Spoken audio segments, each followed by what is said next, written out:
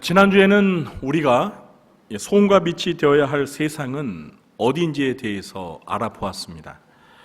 우리가 소금과 빛이 되어야 할 세상은 크게 세 가지라고 말씀을 드렸는데요. 첫 번째가 무엇이었죠? 우리의 가정이었습니다. 가정은 우리가 소금과 빛이 되어야 할 가장 가까우면서 가장 작은 세상이라고 말씀드렸습니다. 두 번째는 우리의 일터인 직장입니다. 직장은 가정 다음으로 우리에게 가까운 세상입니다. 그리고 마지막으로 세 번째가 무엇이었습니까? 우리의 조국인 대한민국입니다. 대한민국은 우리가 소속된 세상 중에서 가장 큰 세상입니다. 자, 이렇게 우리의 가정과 직장과 조국인 대한민국이 우리가 소금과 빛이 되어야 할 세상입니다. 이제 오늘부터는 이 세 가지 세상에서 우리가 소금과 빛으로 사는 구체적인 방법에 대해서 말씀을 드리려고 합니다. 오늘은 첫 번째 시간으로 가정에서 소금과 빛으로 사는 법에 대해서 말씀을 전하도록 하겠습니다. 첫째, 가정에서도 교회에서처럼 경건하게 살아야 합니다. 제가 여러분에게 질문을 하나 드리겠습니다. 자신에게 솔직하게 답변해 보시기 바랍니다.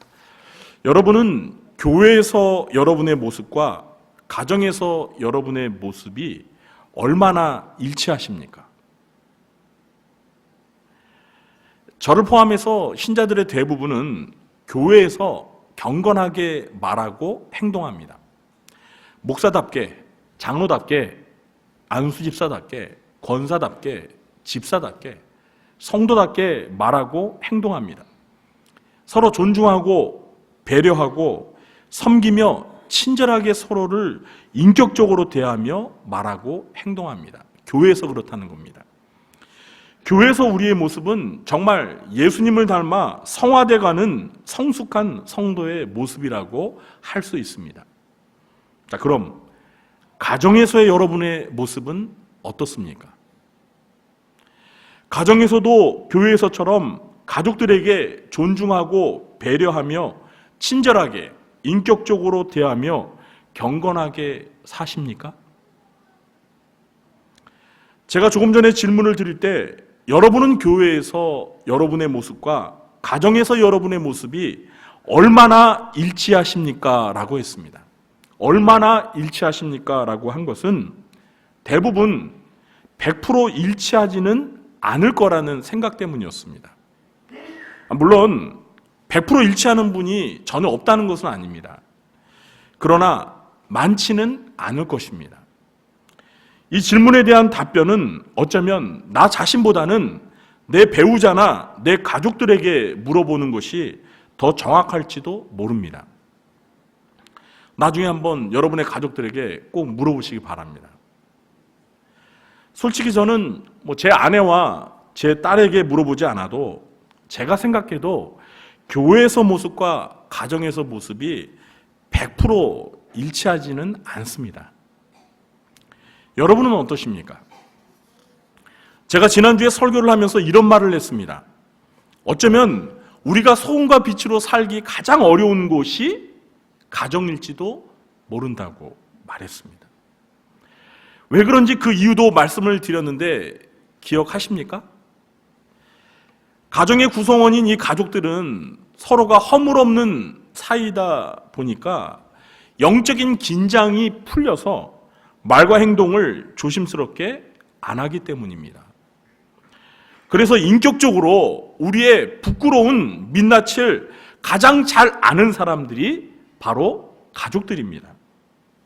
이렇게 가족이라는 관계의 특수성을 감안할 때 교회에서 모습과 가정에서 모습이 100% 일치한다는 것은 정말 쉽지 않습니다.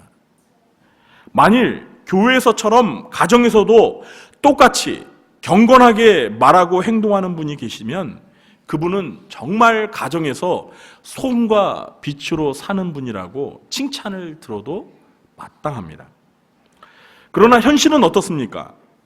우리가 모두 이렇게 살아야 하지만 실제 이렇게 살지 못하는 것이 부정할 수 없는 현실입니다. 제가 예전에 설교에서 한번 언급한 적이 있는 것 같은데요. 다시 한번 이야기해 보겠습니다. 전에 사역하던 교회에서 있었던 일입니다. 제가 담당하던 교구에 이 60이 훨씬 넘은 어떤 권사님이 한 분 계셨습니다. 제가 교회에서 보아왔던 그 권사님은 교회 일에 그렇게 적극적으로 열심히 봉사하지는 않으셨지만 매우 교양이 있으시고 언행이 조심스러운 분이셨습니다. 그 권사님은 아드님과 며느리와 함께 한 집에서 사셨는데요. 이 며느리는 시집을 오면서 교회를 다니기 시작한 초신자였습니다. 그런데 며느리가 신혼 초에 교회를 좀 다니다가 교회를 나오지 않고 있어서 그 권사님은 매우 안타까워했습니다. 그래서 어느 날 그 권사님이 교구 목사인 저에게 며느리 좀 교회에 좀 나올 수 있도록 도와달라고 신방을 부탁했습니다. 그래서 제가 전도사님과 그 권사님이 안 계신 날 가정으로 이 며느님을 만나러 신방을 갔습니다. 그리고 대화를 나누다 보니까 그 며느리가 왜 교회에 나오지 않는지 이유를 알게 되었습니다. 그 이유는 시어머니인 그 권사님이 교회에서의 모습과 가정에서의 모습이 너무나 달랐기 때문이었습니다. 며느리가 보기에 시어머니는 교회에서는 교양 있고 경건한 권사님이었지만 가정에서는 교양과 경건과는 전혀 거리가 먼 시어머니였던 것입니다. 저도 며느리의 이야기를 들으면서 교회에서 보았던 그 권사님의 모습과 너무나 달라서 많이 놀랐습니다. 물론 한쪽의 일방적인 이야기라 속단을 해서는 안 되겠지만 어쨌든 그 며느리는 시어머니의 그런 이중적이고 위선적인 모습에 실망해서 교회를 다니기 싫었던 것입니다. 그래도 교회를 다니며 신앙생활을 해야 하는 이유를 설명해 보았지만 그 며느리의 마음을 돌이키기에는 역부족이었습니다. 저는 신방을 마치고 돌아오면서 이런 생각을 해보았습니다. 만일 그 권사님이 교회에서처럼 가정에서도 경건하게 사셨다면 그 며느리가 교회를 안 다니지는 않았을 텐데. 이와 비슷한 이야기들은 많습니다. 목회자의 자녀 중에는 이 교회에서 목사님의 모습과 집에서 목사 아버지의 모습이 너무도 달라서 그 위선적인 모습에 실망을 하고 교회를 안 다니며 방황하는 그런 경우도 있습니다.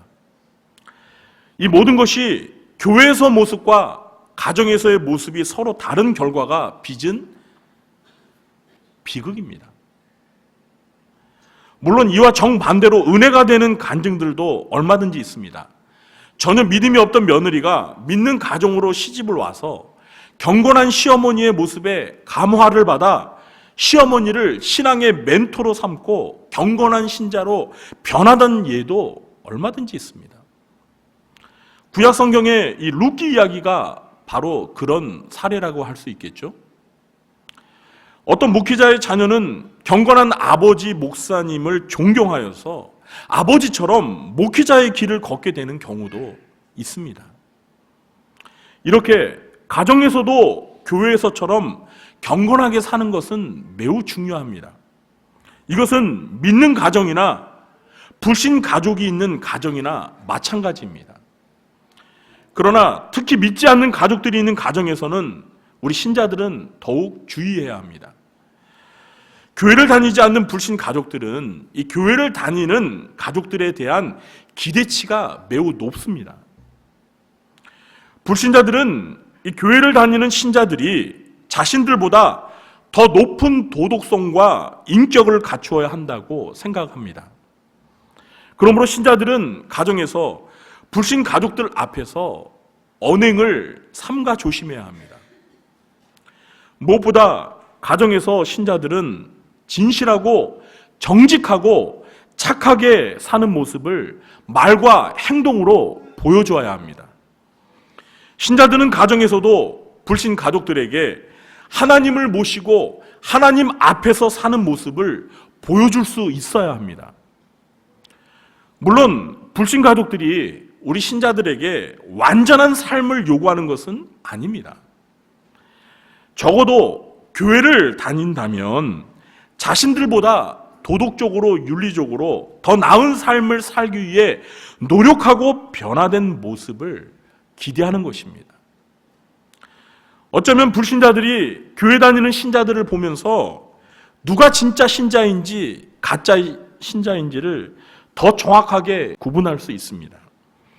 저는 가정에서 소금과 빛으로 사는 이 첫 번째 방법은 가정에서도 교회에서처럼 경건하게 사는 것이라고 확신합니다. 우리 곁에 있는 분들에게 이렇게 말해보겠습니다. 가정에서도 경건하게 삽시다.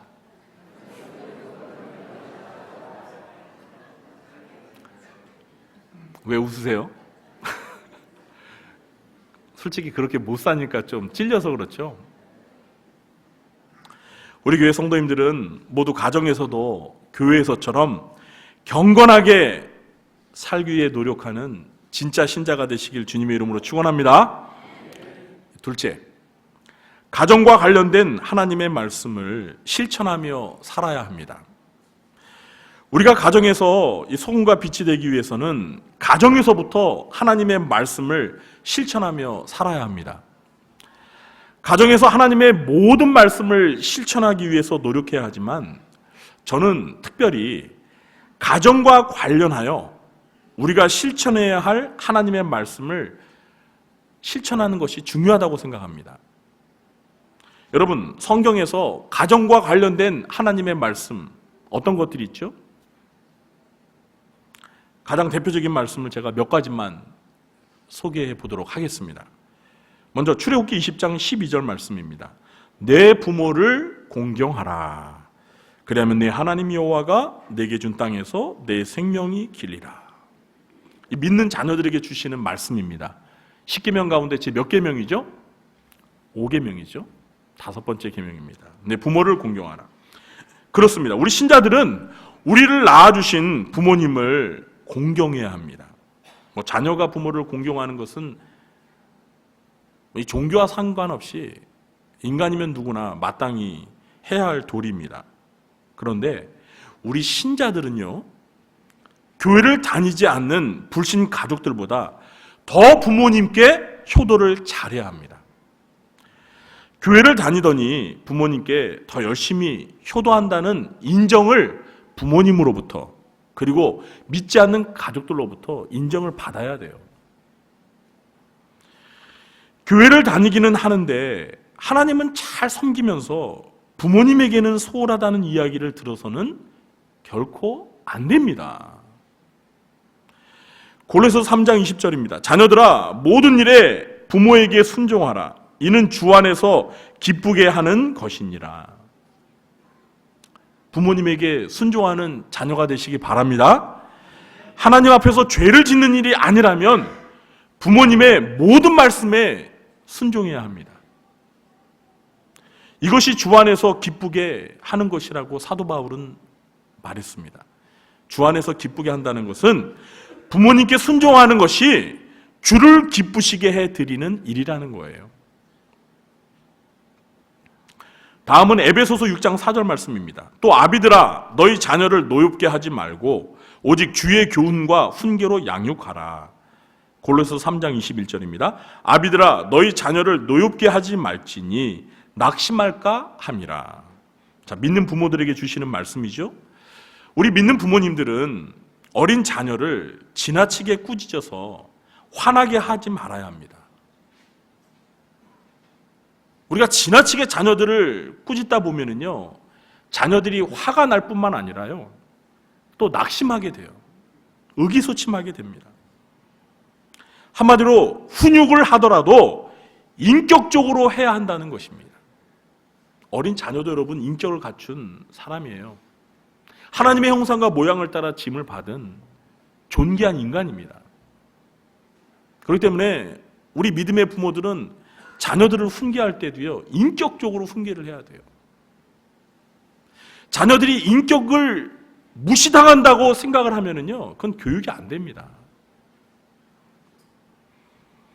그리고 오직 주의 교훈과 훈계로 양육해야 합니다. 다시 말해서 자녀에게 어려서부터 하나님의 말씀을 잘 가르쳐서 말씀대로 살아갈 수 있도록 양육을 해야 한다는 거예요. 그냥 내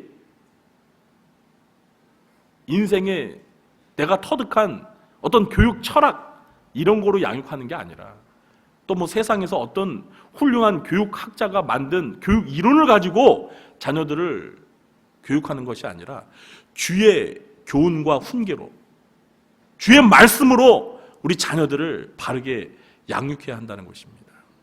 그렇게 양육하고 계시죠? 아멘 소리가 없어요. 주의 말씀으로 양육하시기 바랍니다.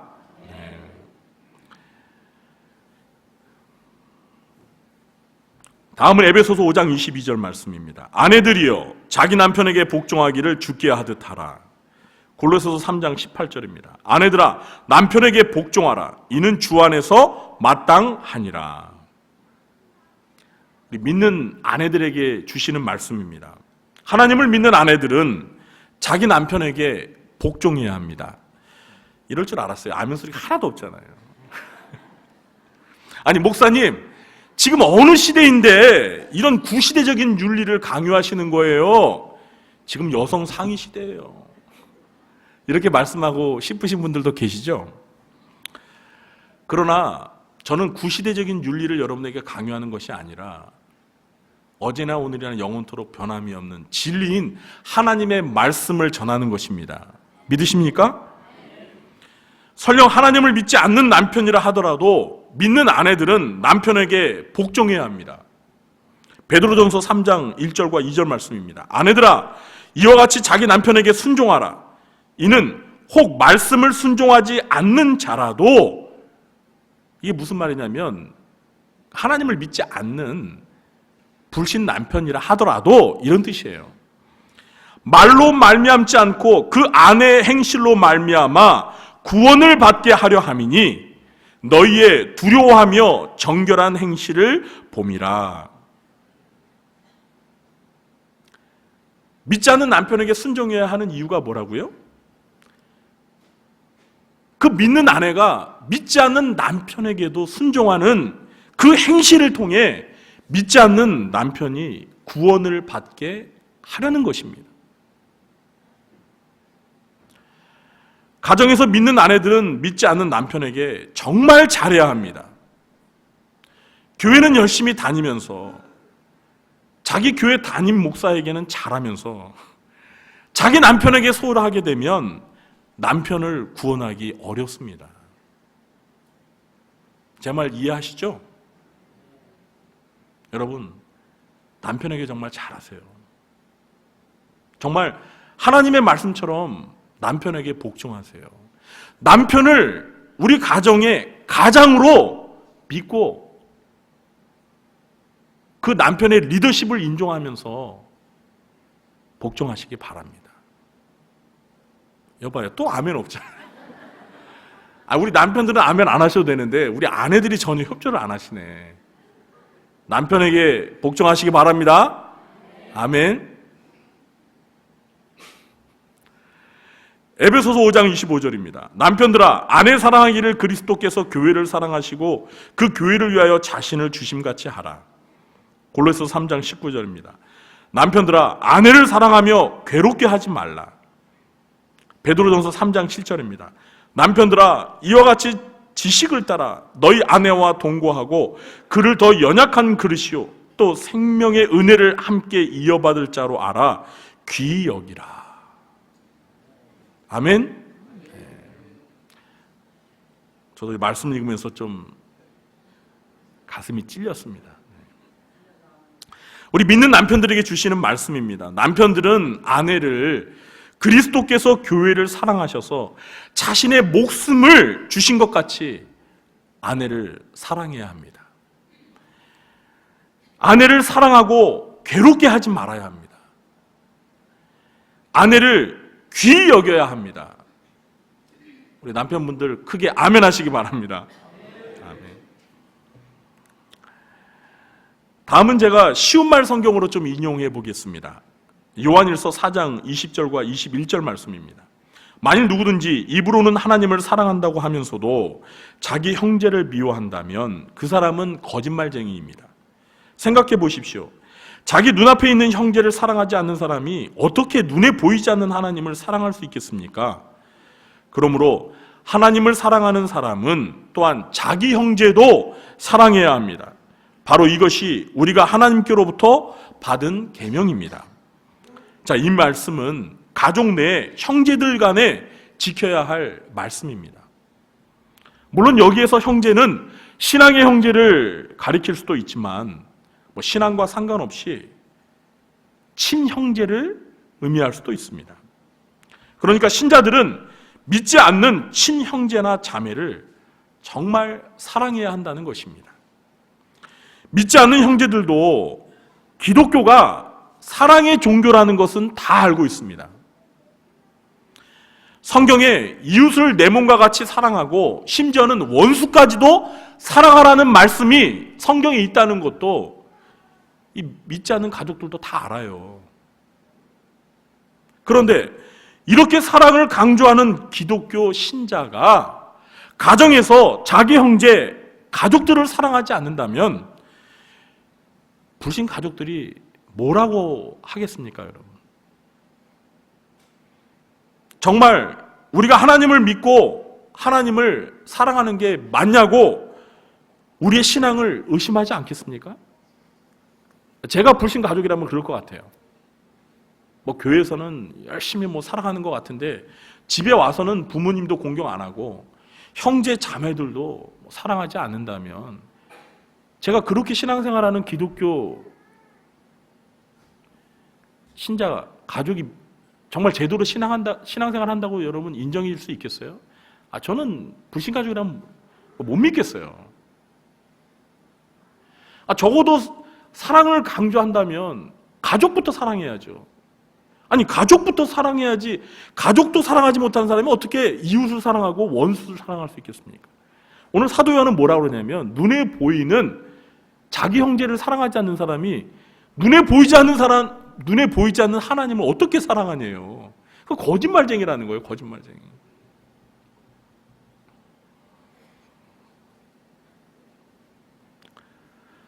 그러나 우리가 가정에서 말로만이 아니라 몸소 행동으로 하나님의 말씀을 실천하며 산다면 불신 가족들에게 큰 신뢰를 얻을 수 있습니다.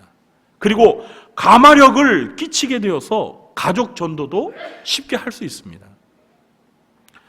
그러므로 먼데 가서 하나님의 말씀을 실천하는 것도 중요하지만 어느 것보다 가정에서부터 하나님의 말씀을 실천하며 사는 것이 정말 중요합니다.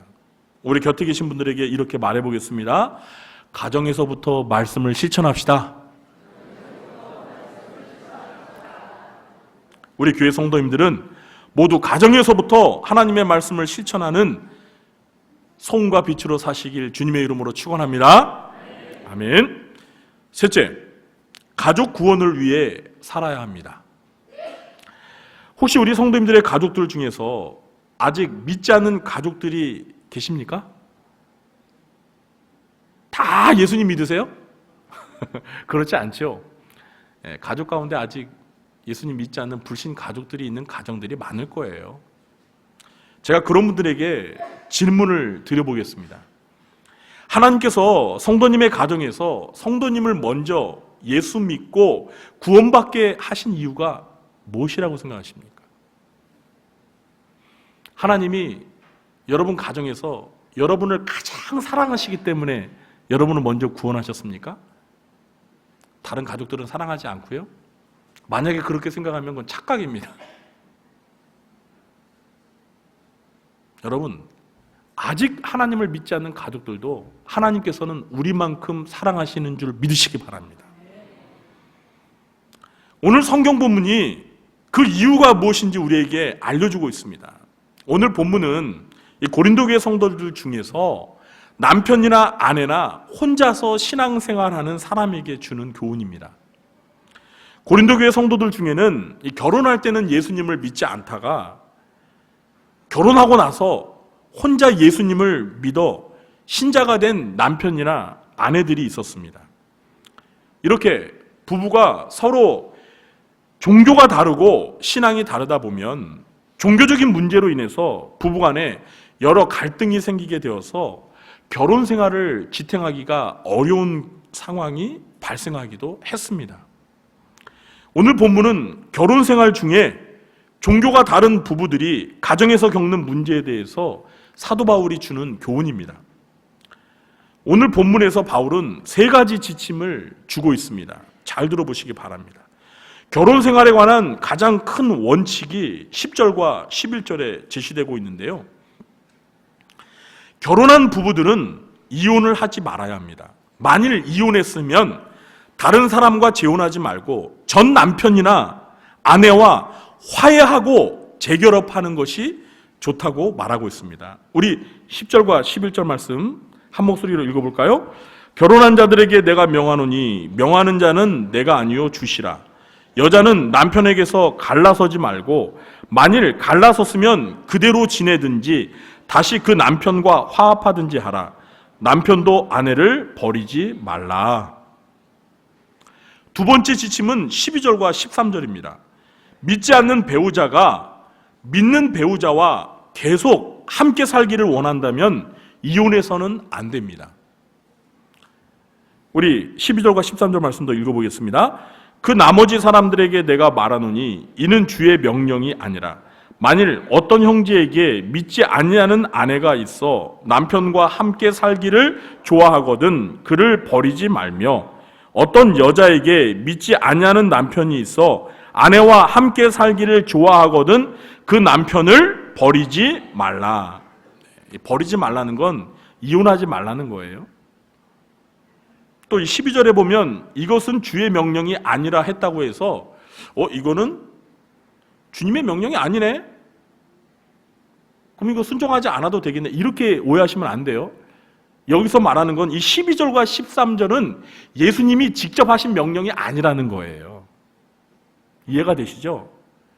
그러나 하나님께서 사도 바울을 통해 성령의 영감으로 기록하게 하신 말씀이기 때문에 이 말씀은 우리 예수님이 직접 하신 말씀은 아니지만 역시 하나님의 명령이기 때문에 순종해야 합니다.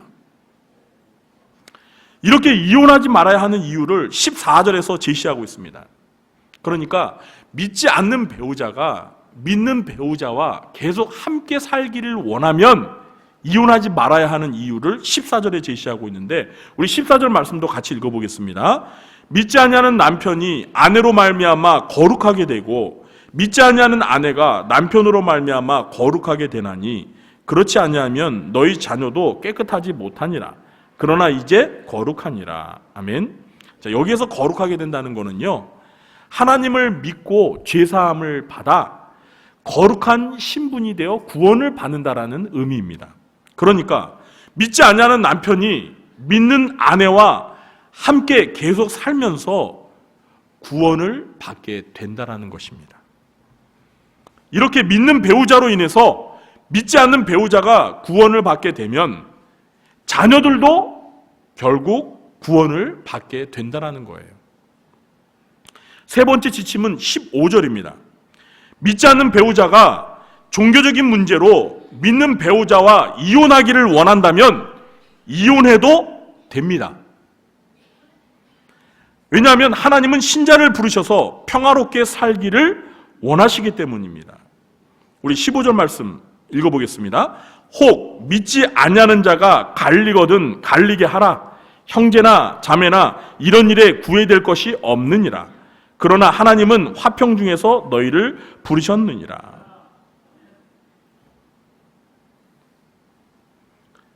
여러분, 믿지 않는 배우자가 종교적인 문제로, 그러니까 하나님을 믿지 않는 불신 남편이나 아내가 상대 배우자가 하나님을 믿는다는 이유로 난 너희랑 더 이상 같이 살 수 없어, 나 이혼할 거야 하면 그냥 이혼해도 된다는 거예요.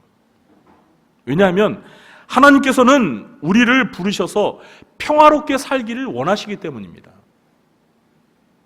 그런데 종교적인 이유로 가정이 자꾸 평화롭지 못하고 갈등이 생기고 불화가 심하게 되면 그건 하나님의 뜻이 아니에요. 그러니까 우리가 먼저 이혼을 요구할 필요는 없지만 상대방이 종교나 신앙의 문제로 이혼을 요구하면 이혼해도 된다는 거예요. 그럼에도 바울은 이런 경우에 이혼할 수 있지만 좀 더 신중할 것을 부탁하고 있습니다. 그 이유는 16절에 나옵니다. 우리 16절 말씀도 함께 읽어보겠습니다. 아내된 자여 내가 남편을 구원하는지 어찌 알 수 있으며 남편된 자여 내가 내 아내를 구원하는지 어찌 알 수 있으리요. 아멘. 이혼하지 않고 계속 산다면 그 믿지 않는 남편이나 아내가 구원을 받을 수도 있으니 신중하게 생각하라는 거예요. 이혼할 수도 있지만 이혼하지 않고 함께 산다면 그 믿지 않는 남편이 지금 당장은 아니더라도 믿는 아내로 인해서 구원을 받을 수도 있지 않겠느냐 이렇게 말하고 있는 거예요. 자, 오늘 말씀에서 사도 바울이 강조하는 것은 무엇이죠? 믿지 않는 배우자와의 결혼 생활에서 가장 중요한 것은 믿는 배우자를 통해 믿지 않는 배우자가 구원을 받도록 해야 한다는 것입니다. 배우자뿐만 아니라 믿지 않는 자녀들도 구원을 받도록 해야 한다는 것입니다. 이제 우리가 가정에서 먼저 예수님을 믿고 구원을 받은 이유가 무엇인지 알게 되었습니다. 그 이유가 무엇입니까? 먼저 믿은 우리를 통해 믿지 않는 가족들을 구원하시기 위해서입니다. 여러분 믿으시면 아멘 하시기 바랍니다. 이렇게 믿지 않는 가족들의 구원을 위해서는 우리가 가정에서 소금과 빛으로 살아야 합니다. 우리가 가정에서 소금과 빛으로 사는 것 그 자체가 바로 전도입니다. 가족들에게 예수 믿으라고 복음을 전하는 노력도 해야 하지만 가정에서 소금과 빛으로 살지 않으면서 전도만 하면 감화력이 전혀 없기 때문에 전도의 열매가 맺어지지 않습니다. 그러나 소금과 빛으로 살면서 전도하게 되면 때가 되어 믿지 않는 가족들이 예수님을 믿게 되는 것입니다. 여러분, 믿지 않는 가족들도 알아요. 교회를 열심히 다니면서 가정에서도 정말 경건하게 살잖아요? 그러면서 전도하면은요, 믿지 않는 가족들도 말은 안 하지만 속으로는 다 느껴요. 뭘 느낍니까? 그래. 아유, 나도 언젠가는 교회를 다니긴 다녀야 되는데. 아이, 쟤 보니까 정말 교회 다니더니 사람이 바뀌었어. 정말 하나님이 계시긴 계신 것 같아. 이렇게 생각한다니까요. 생각해요, 그렇게. 그런데 그냥 교회는 열심히 다니는데 가정에서 소금과 빛으로 살지 못하면은요, 아무리 교회 나가자고 그냥 새 생명 축제에 그냥 막 데리고 와도 안 와요. 감화력이 없기 때문에. 교회를 다녀도 사람이 변화되지 않는 걸 저렇게 위선적으로 교회에서 모습과 가정에서 모습이 다른데 누가 교회를 다니겠어요? 아니, 교회를 다녀서 뭔가 좀 더 나아야지 다니고 싶은 마음이 들지. 제가 아까 서두에서 그 예화 들었던 그 권사님 며느리처럼 제가 며느리라도 교회 안 다니고 싶은 것 같아요.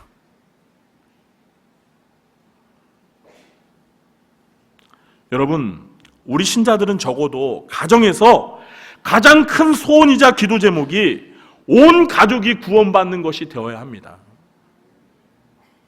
이것이 부자 되고 출세하고 성공하는 것보다 더 중요한 것입니다. 제 말이 맞으면 크게 아멘 하시기 바랍니다. 여러분, 정말이에요. 여러분 자녀들 중에 교회 안 다니는 자녀들 있죠? 이제 머리가 커서 부모님 말을 안 들어요. 중학교만 돼도, 아니 요즘엔 초등학교만 돼도 사춘기 들면은요, 부모가 하는 말을 잔소리로 여깁니다. 교회 가라, 교회 가라. 그렇게 말로만 해서는 안 돼요. 부모가 정말 자녀들을 향해서 내 사랑하는 자녀가 예수 믿고 구원받아 하나님의 자녀가 되는 것이 가장 큰 바람이라는 것을 정말 말과 행동으로 보여줘야 돼요. 그런데 교회는 안 가는데 아무렇지도 교회 나가라는 말도 안 하고 교회 가자라는 말도 안 하고 부모만 혼자서 그냥 주일날 교회 갔다 오고 자녀는 시험 기간 됐다고 야 공부해! 아니 믿는 자녀들에게도 그렇게 말하는 부모님들이 계세요. 평소에는 주일날 이렇게 교회 잘 가라고 하다가 시험 기간만 되면 야 오늘은 가지 마. 그냥 공부해. 한 주 빠져도 돼. 여러분 이렇게 말하면 그 자녀들이 어떻게 생각하는지 아세요? 아, 교회 가는 것보다 신앙생활 하는 것보다 공부하는 게 더 중요하구나.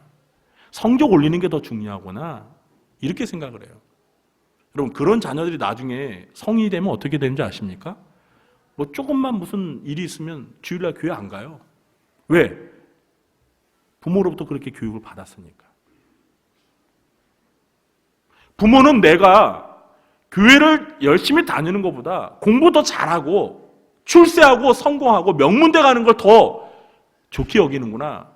이렇게 자녀들이 아는 거예요. 여러분 적어도 믿는 부모라면 자녀들에게 이렇게 말할 수 있어야 돼요.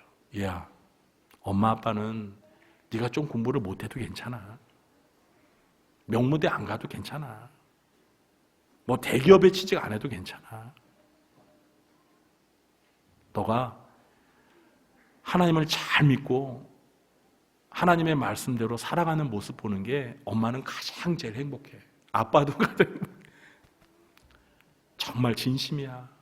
이렇게 말할 수 있어야 돼요. 예? 물론 자녀들뿐만 아니라 부모님에게도 우리 형제들에게도 그렇게 말할 수 있어야 돼요. 여러분 아무리 세상에서 돈이 많고 출세하고 성공해서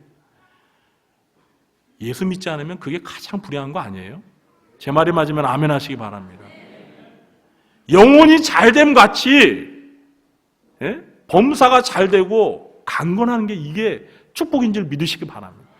이 우선순위가 바뀌면 안 돼요. 영혼이 먼저 잘 돼야 돼요. 하나님과의 관계가 잘 돼야 돼요. 그래야 그 다음에 범사가 잘 되고 강건하는 거죠. 이 순서가 뒤바뀌는 게 되면 이거 안 된단 말이에요.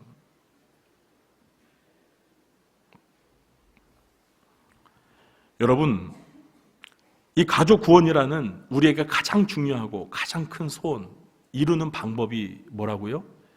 가정에서 소금과 빛으로 사는 것입니다. 우리 성도님들은 모두 가정에서 소금과 빛이 되어 온 가족을 구원하시게 되길 주님의 이름으로 축원합니다. 이제 말씀 맺겠습니다. 우리가 소금과 빛으로 살아야 할 첫 번째 세상은 가정입니다. 오늘은 가정에서 소금과 빛으로 사는 방법에 대해서 살펴보았습니다. 먼저 우리는 교회에서처럼 가정에서도 경건하게 살아야 합니다. 교회에서의 모습과 가정에서의 삶의 모습이 일치하도록 노력해야 합니다. 또한 먼저 가정에서 하나님의 말씀을 실천하도록 힘써야 합니다. 특히 가정 안에서 가족들과 관계에서 우리가 지켜야 할 하나님의 말씀대로 살기 위해 노력해야 합니다. 그리고 무엇보다 믿지 않는 가족 구원을 위해 살아야 합니다. 온 가족 구원이 우리의 가장 중요한 소원이자 기도 제목이 되어야 합니다. 우리 교회 성도님들은 오늘 배운 것들을 꼭 실천하셔서 가정의 소금과 빛이 되어 믿지 않는 가족들을 구원하며 하나님이 함께 하시는 임마누엘의 천국 가정을 이루며 살게 되시길 주님의 이름으로 축원합니다.